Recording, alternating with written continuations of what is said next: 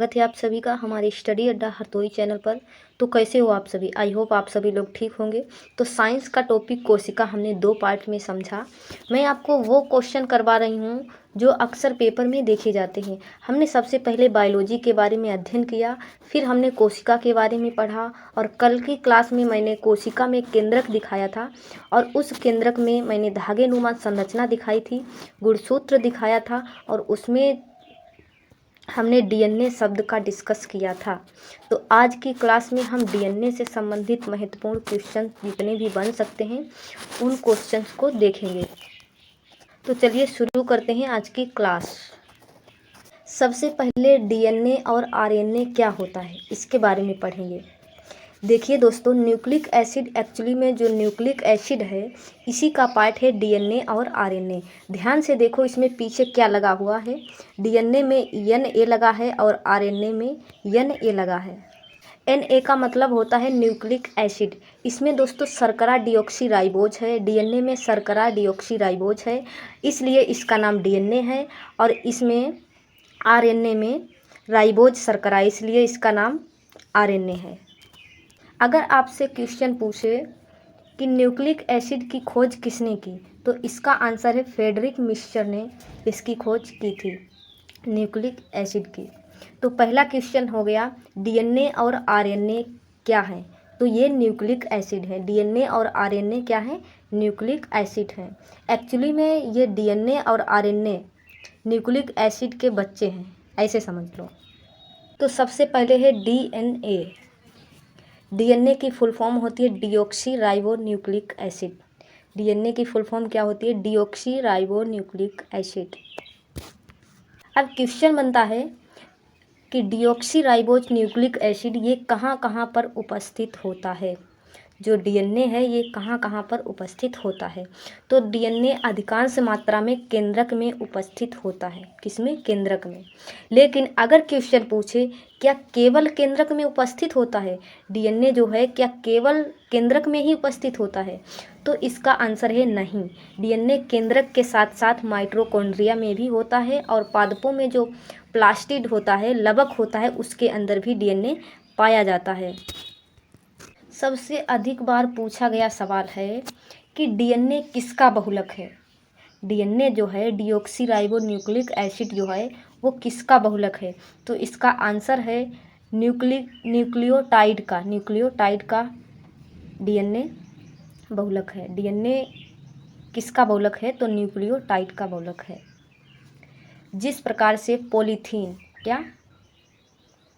Polythene जो होता है वो एथीन का बहुलक होता है और प्रोटीन जो होता है प्रोटीन जो होता है वो एमिनो अम्लों का बहुलक होता है। एक जैसी इकाई आपस में मिलती हैं दोस्तों, जिससे जो पॉलीमर होता है यानी कि बहुलक बनता है। इसी प्रकार न्यूक्लियोटाइड, बहुत से न्यूक्लियोटाइड मिलकर के डीएनए का निर्माण करते हैं। तो क्वेश्चन पूछेगा डीएनए किसका बहुलक है? तो न्यूक्लियोटाइड का बहुलक है। न्यूक्लियोटाइड में क्या क्या शामिल होता है? तो न्यूक्लियोटाइड में क्या क्या शामिल होता है? शर्करा शामिल होती है। शर्करा के साथ में नाइट्रोजन क्षारक होता है। यहाँ पे नाइट्रोजन क्षारक होता है और इसी के साथ में फॉस्फेट शामिल होता है। ये तीनों जो हैं वो न्यूक्लियोटाइड में शामिल होती हैं। तो सबसे पहले मैंने बताया आपको कि डीएनए केंद्रक के साथ साथ कहाँ होता है। तो डीएनए केंद्रक के साथ साथ माइटोकॉन्ड्रिया में भी होता है और लवक के अंदर भी होता है। फिर मैंने बताया डीएनए किसका बहुलक है। तो डीएनए न्यूक्लियोटाइड का बहुलक है। मतलब बहुत सारे जो न्यूक्लियोटाइड आपस में मिलकर के डीएनए का निर्माण करते हैं। और न्यूक्लियोटाइड क्या होता है? तो ये शर्करा, नाइट्रोजन क्षारक और फॉस्फेट, ये न्यूक्लियोटाइड होते हैं। ये आपके सामने डीएनए की फोटो है। इसकी जो सर्पिलाकार संरचना है, ये जो सर्पिलाकार संरचना है ये किसने बनाई? इसको कहते हैं हेलिक्स मॉडल। अब यहीं पर सवाल बनता है कि हेलिक्स मॉडल किसने दिया? तो हेलिक्स मॉडल जो है वो वाटसन एवं क्रिक ने दिया था। अब सवाल बनता है वाटसन एवं क्रिक को नोबेल पुरस्कार कब दिया गया था? तो 1962 में इन्हें नोबेल पुरस्कार मिला था। लेकिन अगर क्वेश्चन पूछे जो हेलिक्स मॉडल है वो कब खोजा गया था, तो वाटसन एवं क्रिक के द्वारा 1953 में खोजा गया था। लेकिन प्रयोगशाला में डीएनए का संश्लेषण हरगोविंद खुराना जी के द्वारा किया गया था। डीएनए में एन का मतलब क्या होता है, तो एन का मतलब होता है नाइट्रोजन क्षारक। क्या होता है? नाइट्रोजन क्षारक। एक्चुअली में डीएनए हर किसी का अलग अलग होता है, उसमें शर्करा जो होती है और जो फास्फेट होता है वो तो वही होता है, लेकिन उसमें अंदर किसका चेंज बदला होता है, तो नाइट्रोजन क्षारक का जो क्रम है वो अलग अलग होता है, इसलिए सबका डीएनए अलग अलग है।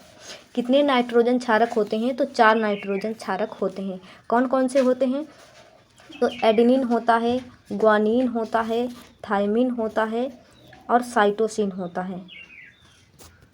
तो ये 4 डीएनए में नाइट्रोजन क्षारक होते हैं। कौन कौन से? ग्वानिन होता है, एडेनिन होता है, ग्वानिन होता है और थायमिन होता है और लास्ट में साइटोसिन होता है। अब अगर क्वेश्चन पूछे एडेनिन किसके साथ में जुड़ता है, तो एडेनिन थायमिन के साथ में जुड़ता है। किसके साथ में? थायमिन के साथ में। थायमिन के साथ में। अब यहीं पर दूसरा क्वेश्चन बनता है, कितने बॉन्ड के द्वारा जुड़ता है? थायमिन और एडेनिन जो है वो कितने बॉन्ड के द्वारा जुड़ता है, तो ये 2 बॉन्ड के द्वारा जुड़ता है, तो डबल बॉन्ड के द्वारा जुड़ता है। और जो साइटोसिन है ये ग्वानिन के साथ जुड़ता है। ये जो साइटोसिन है ये ग्वानिन के साथ में जुड़ता है। लेकिन ये कितने बॉन्ड के द्वारा जुड़ता है, तो ये 3 बॉन्डों के द्वारा जुड़ता है।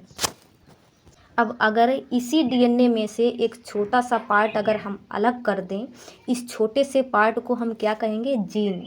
इसे क्या कहेंगे? जीन। अब एक होता है आरएनए, तो आरएनए और डीएनए में अंतर क्या होता है? देखिए आरएनए का नाम जो फुल फॉर्म होती है वो राइबो न्यूक्लिक एसिड। आरएनए की फुल फॉर्म क्या होती है? Ribo nucleic acid. और डीएनए की फुल फॉर्म होती है डीऑक्सी राइबो न्यूक्लिक एसिड। तो इसमें पहला तो अंतर शर्करा के स्तर पर है। डीएनए में कौन सी शर्करा होती है, तो डीऑक्सी राइबो न्यूक्लिक एसिड होती है। और आरएनए में कौन सी शर्करा होती है, इसमें राइबोज शर्करा होती है। और दूसरा अंतर इसमें क्या होता है, संरचना में दूसरा अंतर यहाँ पर होता है। यहाँ पर देखिए ये द्विकुंडलित संरचना है और ये, जबकि ये सिंगल है, यही इसमें अंतर होता है।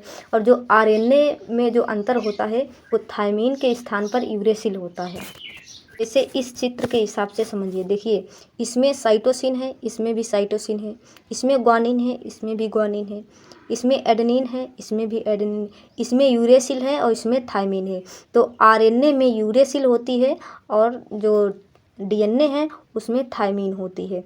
तो टी से याद रखिएगा डी को टी समझ लेना तो याद रहेगा। डीऑक्सी राइबो न्यूक्लिक एसिड, यानी कि इसमें थायमिन होता है और इसमें यूरेसिल होता है।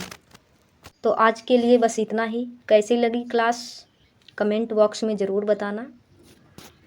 अगर क्लास अच्छी लगी हो तो वीडियो को लाइक शेयर सब्सक्राइब ज़रूर करें। मिलते हैं नेक्स्ट वीडियो में, तब तक के लिए जय हिंद, वंदे मातरम।